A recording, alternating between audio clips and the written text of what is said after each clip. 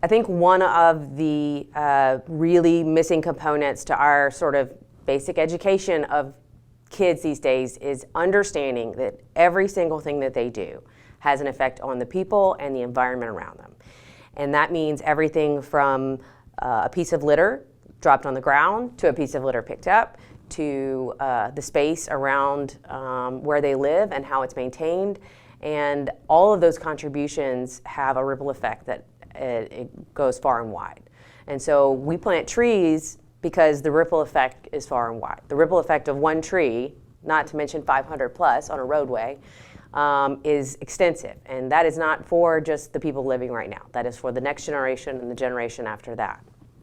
You know, as the Commissioner of Forestry, one of our goals working with our State Forester, Wade Dubé, is that every year we have more trees than the year before. And so we actively now manage more than 15 million acres of trees in Louisiana. That's in tree farms. And the goal is to always be increasing trees because why? Number one, you know, if you look at what's on the corridor, it's aesthetically pleasing. Number two, though, it's very important for the environment.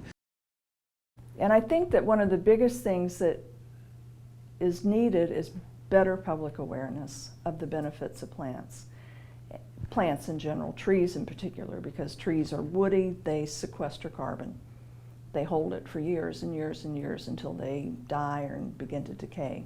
So we're talking about possible decades of compartmentalization and sequestration of carbon that's taken out of the air. You know, the thing is you're going to still have flooding if you got trees, but the water's not going to move as fast, so you're going to lose some of those problems in a flooding event that you get with, you know, things being carried, debris being carried in a current.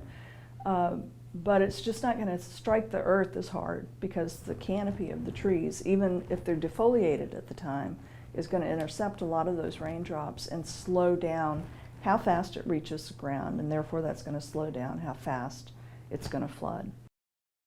I think there's some really strong opportunities with where DOTD is abandoning one of the traffic lanes and opening up a large space to the north of the interstate.